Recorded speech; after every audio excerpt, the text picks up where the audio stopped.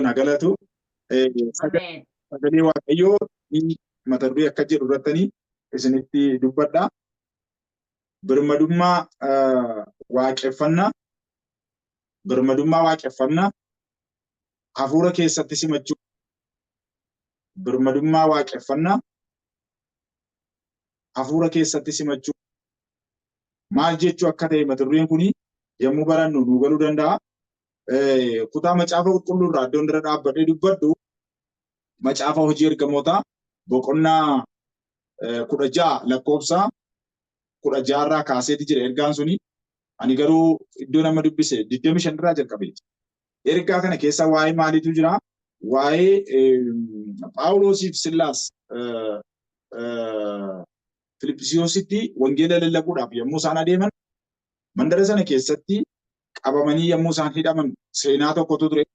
Seenaa sana booda hidhamuu isaanii hordofee warri isa qaban sun warri isaan qaban reebanii mana hidhaatti galchanii mana hidhaatti erga galfamanii booda miilla isaanii harka isaaniis hidhan jedha macaafa kanarraati. Macaafi qulqulluun keenya erga hidhanii booda miilla hidhanii harkas hidhanii jirma gidduu kaa'anii loltuu jabaa tokko immoo itti ramadan. Akka ba'uu hin dandeenyetti miilli hidhamaa harki hidhamaa hedduu jabaan immoo naannoo sanarraa akka ture sagalee waaqayyo dubbata. Garuu jarreen kun halkan walakkaa jedha. Gara halkan walakkaa jarri kun waaqayyoon kadhatanii faarfatan kan jedhu jira. Waaqayyoon kadhatanii hin faarfatan jira. Waaqayyo humna isaatiin humna hojjetuun gara manichaa keessa yookaan immoo mana hidhaa sana keessa utuu hin ta'in hidhaa harka isaanii irraa utuu hin ta'in isa jalqabaa yommuu dhufa hafuurri waaqayyo hundee mana hidhaa sanaa maal godhe jira sochoose kan jedhu jira. Egaa kanarraa maal arginaa kallattii maal akka dubbachuun malu akka deemu akka isinii galuttan dubbachaa jira. Sagalee waaqayyoo kun egaa gaafa dhufu humni waaqeffannaa keessaa bahe kuni humni waaqayyoo gaafa waaqeffannaa keessaa utuu isaan faarfatanii dhufu hundeen mana hidhaa sanaa hin raafame. Balbaloonni hin banaman jedha. Hidhaan warra hidhamanii hin hiikaman jedha. Phaawulosii fi Sillaas fa'irraas hidhaan maal ta'e jira hin ciccite jira. Kana egaa ergichi gooftaaf galanni haa ta'u. Ergaan guddaa fi ergaa baay'ee jabaa tokko ergaan galgala kana. Ergichi sa'aatii matti dhaga'an kanatti hojii akka inni hojjetu nan amana. Birmadummaa waaqeffannaa hafuura keessatti simachuu jechuun egaa mucaa waaqayyoo tokko yookaan amanaan tokko gaafa amanu gaafa gara Kiristoos dhufu birmadummaa hafuuraa argatee jechuudha. Birmadummaan hafuuraa argatan kun immoo gara maalitti nama geessuu qaba? Gara waaqeffannaatti nama geessuu qaba. Namni tokko hin amana birmadummaa argata. Birmadummaa isaa sanaan immoo utuu waanjoo garbummaa jalatti hin qabamin, utuu cubbuu jalatti hin qabamin, utuu du'a sodaachisaa jalatti hin qabamin birmadummaadhaan waaqeffachuutu irra jira jechuudha. Worship. Egaa mata duree kana keessatti waan sadiitu jira. Barbaachisummaan mata duree kana jalatti ani isin barsiisuu yookaan dubbachuu barbaadu hiikaa waaqeffannaa jireenya keenya keessatti maal ta'uu akka qabudha ni jalqaba. Waaqeffannaan jireenya keenya keessatti maal fakkaataa isa jedhudha. Inni lammaffaan qooda yookaan gahee nuyi waaqeffannaa keessatti qabnudha. Sadaffaa waaqeffannaan ulfina waaqayyoo duwwaadhaaf kan ta'u akka ta'e beekuu akka qabnuuf. Waan kana sadan. Ergan akka jedhee booda waaqeffannaan adeemsa namnii fi waaqayyoo irratti wal arganidha yookaan daandii ittiin waaqayyoo wajjin ittiin wal arginudha. Waaqayyoo waaqeffannaa yommuu jennu nuyi amma waaqayyoo waaqeffachuutti jirra. Jalqaba sagantaa kanarraa kaasee yommuu obboleettiin keenya sagalee waaqayyoo dubbiftu, yommuu kadhannu, yommuu faarfannaa dhaggeeffannu waaqayyoo waaqeffachuutti jirra. Waaqeffannaan egaa dirree yookaan immoo daandii ittiin namnii fi waaqayyoo wal arginudha jechuudha. Karaa nuyi ittiin waaqayyoo wajjin dubbannudha. Tokkummaan nuyi waaqayyoo wajjin qabnu karaa nuyi ittiin beeknudha. Waaqeffannaan dura kallattiidhaan gara namaatti utuu hin ta'in gara waaqayyootti. Waaqeffannaan humna waaqayyoo amanachuudhaan ta'utu irra jira. Akka sagalee waaqayyootti, akka fedha waaqayyootti malee akka yaada namaatti yookaan immoo akka akeeka namaatti akka nuyi barbaannetti miti. Waaqeffannaa dhugaa keessa warroota kanatu jira. Waaqeffannaa dhugaa isa akka Kiristoos barbaadu isa sagalee waaqayyoo nutti himu yoo ta'e warroota qabiyyeewwan kana qaba of keessaa jechuudha. Eenyu waaqeffanna kan jedhu tokkoon isinitti himu. Kan waaqeffatamu eenyu yookaan eenyu waaqeffannaa? Warri tiyooloojiyaansiin yookaan immoo barreessitoon akkasuma warri sagalee waaqayyoo qoratan eenyuun akka waaqeffannu kana waan sadiin kaa'ani. Inni tokkoffaan waaqayyo isa hundumaa danda'u, waaqayyo isa bakka hundumaatti argamu, waaqayyo isa hundumaa beeku jedhanii nuu kaa'ani. Waaqayyo keenya waan gurguddaa sadiin adda waaqayyo. Waaqayyo God is unique. Waaqayyo adda yommuu jennu waan gurguddaa sadii. Ifamaa hojii afaan Ingiliffaa irraatii afaan waan dubbisa irraan addanirra kaa'ee jira isan dubbisa.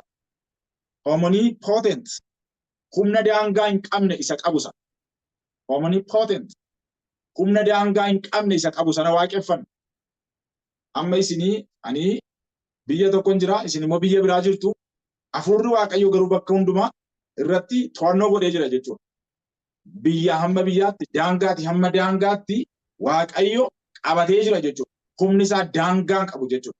Waaqni nuyi waaqeffannu waaqayyo akkasiiti. Omnipotent.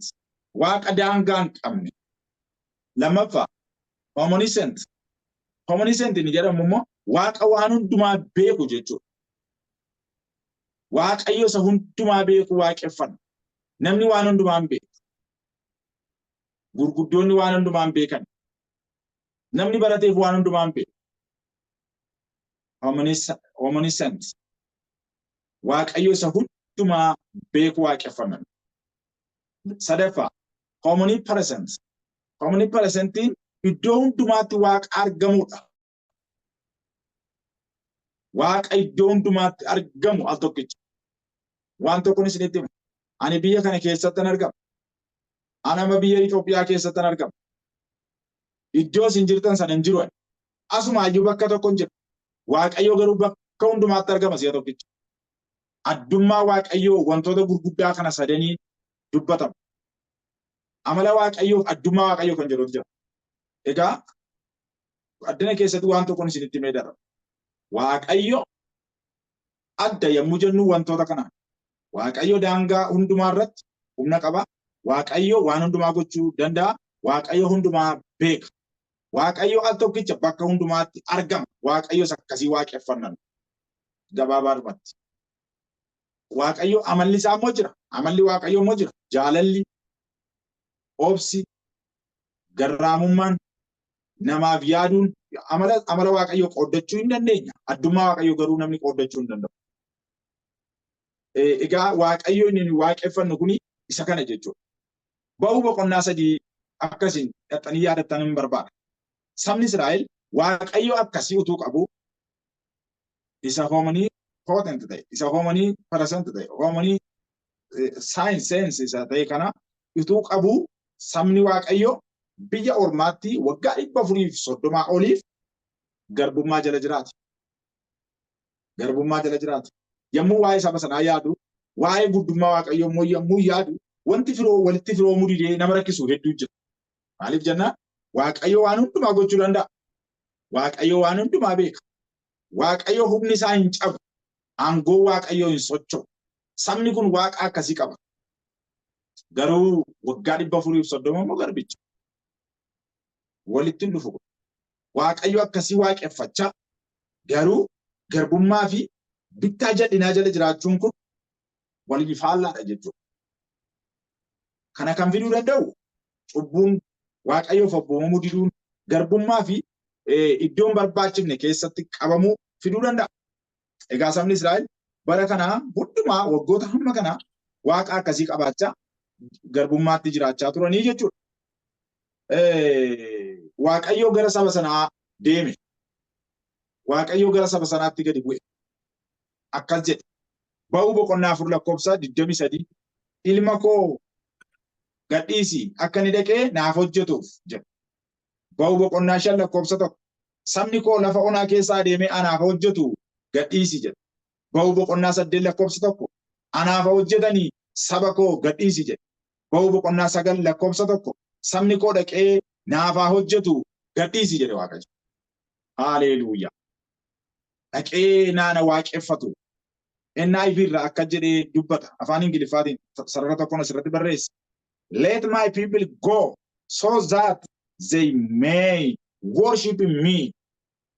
Sabni koo dhaqee naana waaqeffatu gadhiisi jedhe Waaqayyo. Galanni Gooftaaf. Galanni Waaqa keenyaaf haa baay'atu. Sabni koo dhaqee naana waaqeffatu. Isa kanaaf uumamne gaafa. Yaa saba dubbii kana dhageessanii isa kanaaf uumamne. Waaqa akkasii waaqeffachuuf dhufne. Ba'uu boqonnaa 5 lakkoofsa 17 irratti Fariyoon akka jedhe isin hojiin jaallattanii kanaaf dhannee aarsaa dhiyeessinaa, dhannee sagannaa, dhannee Waaqayyoof hojjenna jettu jedhe. Kanaaf jedhe dubbii waa hin baafnee fi oduu waa hin baafne kana dhiisaa jedhe dubbate. Garuu Waaqayyoo waaqeffachuun dubbii waa hin baafne miti. Dubbii waa baasuudha. Dubbii hojii hojjetuudha. Dubbii nama fayyisuudha. Yommuu dhugaatti amannu birmadummaa arganna. Yommuu birmadummaa argannu immoo dhugaatti waaqeffanna jechuudha. Egaa birmadummaa hafuuraa akka nuyi qabaannu barbaada Waaqayyo. Boqonnaa 5 lakkoofsa 8 irrattis Fariyoon waan inni jedhu tokkotu jira. Gadi isiniin dhiisu haxanii waaqeffattanii jedha. Dhaadhannoon isaanii tokko Waaqayyoon akka isaanii waaqeffanne barbaada. Lammaffaan akka isaan gadi dhiifamne naannoo sana keessatti akka isaan isa harkaan baane barbaada. Inni sadaffaan yoo ba'an iyyuu harka duwwaa akka ba'an, kisaaraa akka ta'an, waan hojjetan akka dhaban barbaada jechuudha. Waaqayyo garuu akkasittiin jedhe. Boqonnaa 6 lakkoofsa 1 irratti gaditti bu'e Waaqayyo. Warra na waaqeffachuu barbaadan gadhiisi jedhe Waaqayyo. Ergaa tokkoon isinitti hima. Waaqayyo bakka isin jirtanii haala isin qabe keessa akka isin isa waaqeffattaniif hiikee gadi isin haalisu. Hafuura hiikamaa isiniif alaatu. Hafuura hiikame isiniif alaatu. Har'a bara kana keessa yommuu isa bara kagumoofaa waa'ee Fariyoon yommuu dubbannu bara har'aa Fariyoon biraadha kan jiru. Har'a akka bara sanaa Fariyoon isa biyya Gibxiitti saba sana biteetu jira miti. Har'a garuu isarra kan caalu baay'eedha. Kan Fariyooniin namatti ta'ee mana namaa keessaa nama hidhu. Waan namni hojjete kan hidhu. Akka namni waaqeffanne kan godhu waan baay'eedha. Kana duukaa warrumti jirraa jedhani warri waaqeffannaa jedhani immoo birmadummaadhaan miti. Har'ayyuu garbummaa baay'eetu jira jechuudha. Isa nuti dubbachuu barbaada Waaqayyo. Boqonnaa 6 lakkoofsa 8 irratti gadhiisi isa dhumaa itti dubbate Waaqayyo. Sabi koo saba kakuuti jedhe Waaqayyo. Yaa namoota sagalee kana dhageessanii Waaqayyo isinii wajjin dhimma qaba. Waaqayyo akka isin isa waaqeffattan barbaada. Waaqeffannaa birmadummaa qabu. Waaqeffannaa namni harki namaa keessa hin jiru. Waaqeffannaa namaan dhiibamnu miti. Waaqeffannaa kana gaa Waaqa isa waaqeffannu ilaalleerra. Waaqeffannaan maal akka ta'e, waaqeffannaan inni dhugaan immoo isa Kiristoos irratti hundaa'e, isa Waaqayyo isa guddaa kana irratti bu'uureffame, isa Waaqayyo giddugaleessa godhate ta'uutu irra jira jechuudha. Yeroo waaqeffannu waan lama isinitti dubbadha. Yeroo waaqeffannu inni jalqabaa of kennuudhaan ta'uu qaba. Gara mana sagadaa yommuu dhaqxan, yommuu immoo zuumiidhaan iddoo kanarra dhuftanii barattan, akkasuma sooshaal miidiyaa kamirratti illee baatan yommuu dubbii Waaqayyoo dubbattaniif barattan, bakkuma jirtanittis haa ta'u, inni jalqabaa of kennuu isin barbaachisa. Yoo of kennitan bakka kamittiyyuu dubbii Waaqayyoo dubbachuudhaaf wanti isin daangessu hin jiru jechuudha. Maaliif jennaan kutaan jalqaba dubbisee Phaawulosiif Sillaas mana hidhaa keessa ta'anii Waaqayyoo maal godhan jedhaa hin waaqeffatan. Haleluuyaa. Waaqayyoon waaqeffatan. Iddoon sun iddoo gaarii miti. Reebanii uffata irratti ciranii jedha kutaan sun yeroo dubbistan. Uffata irratti ciranii salphisanii reebicha baay'eedhaan erga butuchanii booda hidhaniis deeman. Garuu jarri kun halkan keessaa sa'aatii salgaffaatti garuu humna waaqeffannaa argatan. Birmadummaan waaqeffannaa isaanii birmaduu isaan baase. Gaafa hafuurri keessan birmaduu ta'u isin birmaduudha. Gaafa hafuurri namaa hidhaa ta'u garuu qaamaan hiikaman iyyuu hidhaadha jechuudha. Iddoo gaarii jiraachuun, mana gaarii keessa jiraachuun, qabeenya gaggaarii qabaachuun akka nuyi waaqeffannuuf sababa nuun ta'u. Birmadummaa hafuuraa qabaachuutu, hafuurri keessan firiideemii qabaachuutu, Kiristoos Yesuus jalatti bitamuu keessantu akkasii waaqeffattan gochuu danda'a. Inni jalqabaa of kennuudha.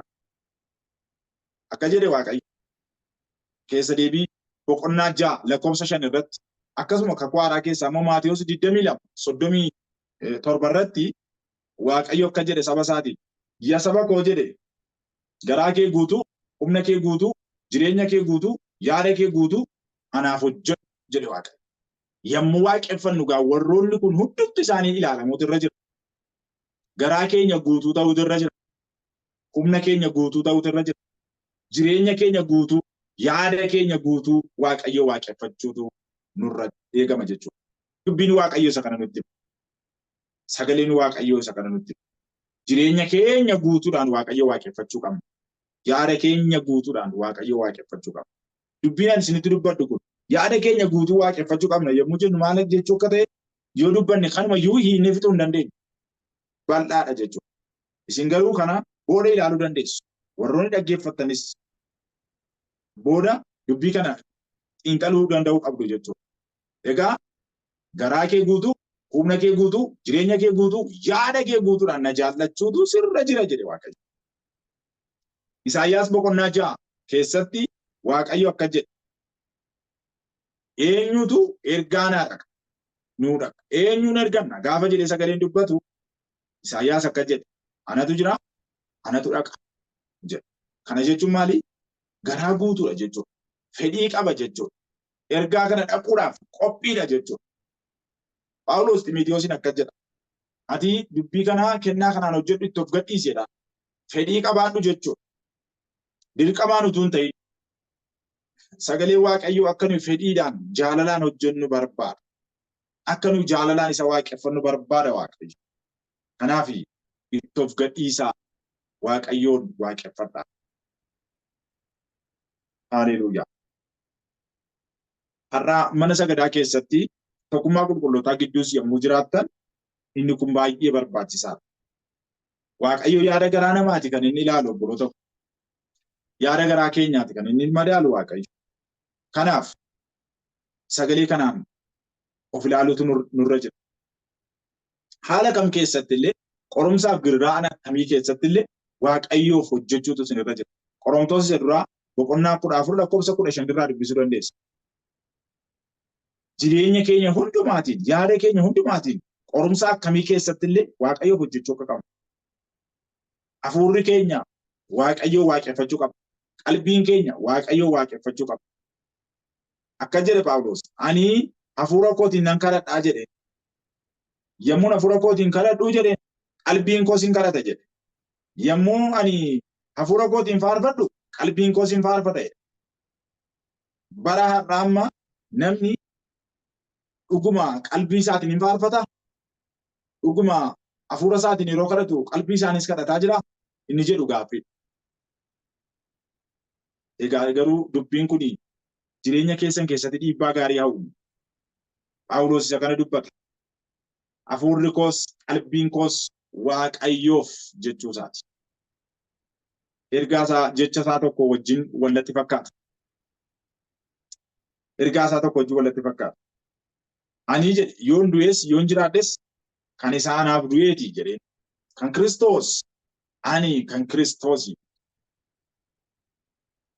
Reeffi isaayyuu du'aan isaayyuu kan Waaqayyooti. Kanaaf hafuurri isaa hin faarfataa. Qalbiin isaa hin faarfataa. Hafuurri isaa hin kadhataa. Qalbiin isaa hin kadhataa. Shaakala kanarraa dubbii kanarraa jecha Phaawulos irraa har'as baruutu nurra jira. Isa lammaffaan isinitti dubbadha. Humna Waaqayyoo amanachuudhaan ta'utu irra jira. Humna Waaqayyoo amanachuudhaan waaqeffachuu qabna. Inni tokkoffaa maal jenne of kennuudhaan. Qalbii keenya kennuudhaan. Yaada keenya kennuudhaan. Of kennuun ni jedhu kun qabeenya ofiis ta'uu danda'a. Qabeenya keenya kennuudhaan. Garaa kee guutuu, yaada kee guutuu, qabeenya kee guutuu jedhee dubbata waan ta'eef. Qabeenya keenyaanis Waaqayyoo waaqeffachuutu nurra jira. Beekumsa keenyaanis Waaqayyoo waaqeffachuutu nurra jira. Waaqayyoo olaanaa jechuudha. Macaafa faarfannaa 50 keessatti Waaqayyoon yommuu waaqeffattan hafuuraan waaqeffadhaa, dhugaadhaan waaqeffadhaa jedha. Yesuus Kiristoos waa'ee Yesuus Kiristoosii fi waa'ee hafuuraan waaqeffachuu yommuu dubbatu abbaan wangeelaa fi abbaan ergaa sun Yohaannisis yommuu waaqeffattan dhugaa fi hafuuraan waaqeffadhaa jedha. Waaqayyoo dhugaadhaa fi hafuuraan waaqeffachuutis isinirraa barbaachisa. Dhugaadhaa. Utuu nuun gulaalamin, utuu laphee ofii waan biyya lafaatti hin hidhiin bilisa ta'uudhaan, birmadummaadhaan akka waaqeffannu barbaada Waaqayyo. Gooftaaf galanna ta'a. Humna ofii utuu hin ta'in, jabina ofii utuu hin ta'in, Waaqayyoodhaan amanachuudhaan ta'utu irra jira. Waaqayyoon amanachuudhaan ta'utu irra jira. Kana jechuun maal jechuudha? Jarreen kun hojii ergamootaa keessatti yommuu faarfatan humni isaan amanatan humna Waaqayyooti. Malee namni hidhamaan, namni reebamaan, namni akkasuma hidhaatti gatame kun wanti inni amanatee waaqeffatu hin jiru. Humna Waaqayyoo yoo ta'e, Phaawulos fa'aa garuu humna Waaqayyootti hirkata.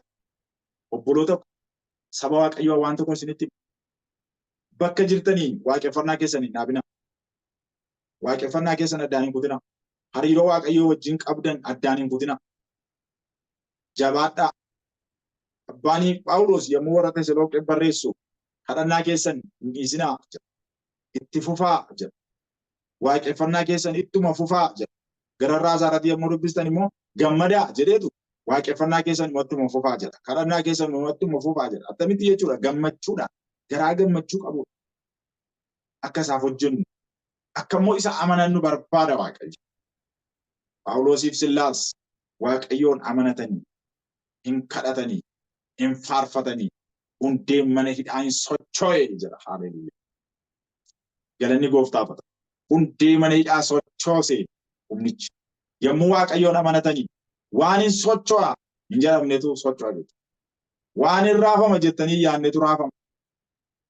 Humni waaqeffannaa birmadummaa dhugaa keessaa dhufu akkasi. Wanti inni hin sochoofne hin jiru. Haaleluyyaa. Obboleettiin keenya sila gaafa sagantaa kana jalqabdu dubbii tokko dubbistee turte. Qiroosiif kan dubbatame macaafa Isaayyaas raajichaa 45. Waaqayyoo Qiroosiin akka jedhe si dura adeemeetan danqaraa sibiila boorrajji maal godha caccabsa nan hurreessa jedhe Waaqayyo. Waan inni na dhibu sibiila jedhe miti. Danqaraa sibiila boorrajjii jedhe danqaraadha. Sibiila tokko iyyuu cabsuu hin dandeessu. Isin hundi of ilaaluu dandeessu. Anaaf naan danda'amu sibiila tokko cabsuu hin danda'u. Humna kooti. Waaqayyo garuu danqaraa sibiila boorrajjii nan hurreessa jedhe Waaqayyo. Balbaloota sibiilaa hundumaa nan babbana jedhe Waaqayyo. Galanni isaa haa ta'u. Yommuu Waaqayyootti amanattanii dhaabattan Waaqayyo akkas godha. Akka kana godha. Sibiilota danqaraa ta'an hin caccabsa. Balbala biyya garaa garaatti geessu immoo siin bana jedhe Waaqayyo. Sii banamu jedhe Waaqayyo. Qabeenya iddoo dhokataa jiru immoo fudhata. Qabeenya iddoo dhokataa jiru hin fudhatta jedhe Waaqayyo. Akkam namatti tola. Akkamittiin akkan kana caalaa isinitti himu hin beeku. Garuu dubbiin guute kanan isinitti himu amantiidhaan fudhadha. Waaqayyo har'as sagalee kana danqaraasa ta'e hin cabsa. Sibiila boorrajjiisa ta'e hin hurreessa. Balbala sibiilaasa ta'e hin bana. Biyya garaa garaatti kan geessu karaa isinii bana. Jireenya keessaniif kan barbaachisu qabeenya iddoo dhokataa keessa jiru sii kenna Waaqayyo. Harki Waaqayyoo guutuudha. harkisaa guutuudha. Ati garuu Waaqayyo kee amanadhu. Yesuus Kiristoos akka jedhe jireenya keessan yaada keessan hundumaa maal godhaa jedhee mootummaa Waaqayyo barbaadu hidhaa amanadhaa jechuusaati. Yommuu Waaqayyoon amanattan, yommuu humna Waaqayyoo amanattan, Waaqayyo akka kana godha. Waa'ee Phaawulos fa'aa kana waan lama isinitti meetan kutaa guyyaa irraa kana lallaba kana walitti qaba. Phaawulosiif Sillaas wangeela lallabuuf adeemanii lallabuudhaaf yommuu adeeman isaan dubbii Waaqayyoo dubbachuu malee, dubbii Waaqayyoo nama biraan ga'uu malee waa'ee hidhaa hin yaadne turan. Waa'ee hidhaa hin yaadne. Yeroo tokko tokko utuma Waaqayyoon tajaajiltanii utuma deemtanii rakkoo garaagaraa isin mudachuu danda'a. Utuma Waaqayyoo hojjettanii, utuma maqaa Waaqayyoo waamtanii yookaan dhukkuba ta'uu danda'a, yookaan qorumsa garaagaraa ta'uu danda'a. Isin mudachuu hin danda'a. Biyya lafaa keessa jirtu waan taataniif, biyya lafaa keessa jirra waan ta'eef. Garuu rakkoowwan akkas akkasii yommuu dhufan waaqeffannaa keenya dhaabuu hin danda'an. Akka isaan dhaabaniif iyyamuuf hin qabdan. Waaqeffannaan kana garas Waaqayyo wajjin jiraachuun dhukkuba garas, gidiraa garas, jaallatamuuf jibbamuu garas, iddoo jijjiiramaa yookaan immoo iddoo fooyya'aa ta'e yookaan immoo iddoo rakkisaa ta'e jiraachuu garas. Phaawulosiif Sillaas garuu akkuma hidhaa mana hidhaa sana seenaniin abdii isaanii hin kutanne. Yeroon isaa yeroo rakkisaa yeroo hidhamuuti. Si'a tokko akkasiin waa'ee isaanii utuu yaaddan nan barbaada. Utuu isin ta'ee utuu nu ta'ee mee si'a tokko akka nama achi jiruutti yaadaa si'a tokko. Yeroo muraasa sekeendii wayii ta'u. Yeroo ulfaataadha jechuudha. Yeroo giriirfamuuti. Sima tokko yoo mataan isin dhukkube iyyuu isinii kadhachuu dadhabuu dandeessu. Nama isinii kadhatu barbaaduu dandeessu. Reebicha keessaa isa iyyuu sa'aatii 9 halkan ture. Yeroo kanii ture. Yommuu dhugaatti Waaqayyoo waaqeffattan gooftaan halkanuma ta'u gara keessan dhufa. Haalli isa ittisuu hin danda'u. Gidiraan isa ittisuu hin danda'u. Dukkanni isa ittisuu hin danda'u. Kutaa kana yommuu dubbisu gara Phexros dhufuu ergamaa Waaqayyoo tokkoon argaa ture. Yommuu dubbisu hojii ergamootaa irraa. Humni gooftaa ergamaan gooftaa gara Phexros dhufee jira. Phexros hafuurri isaa ergamaa Waaqayyoo wajjin, hafuurri isaa Waaqayyoo wajjin, hafuurri isaa hafuura qulqulluu wajjin walii galeera jechuudha. Kanaaf ergamaa Waaqayyoo dhufee kutaa sana keessa seene. Kutaan sun hin ife jira. Yommuu dhugaatti waaqeffattan, dhugaatti yommuu jiraattan Waaqayyo dukkana keessan ibsa. Galanni gooftaaf haa ta'u. Kutaa kana walitti qaba jechoota lamaan.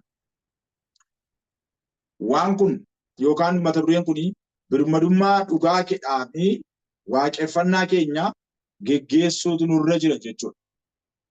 Birmadummaadhaan garbummaa utuu hin ta'in akka ilmaatti, akka mucaatti sagalee Waaqayyo maal jedhaa? Nuyi hafuura ilmummaatti guddifamuu fudhanne maleedha. Hafuura garbummaa fudhanneedha. Hafuura jalatti deebisuu nu ta'in hafuura mucaa Waaqayyoo nu godhuu fudhanne. Kanaaf hafuura kanaan waaqeffadhaa.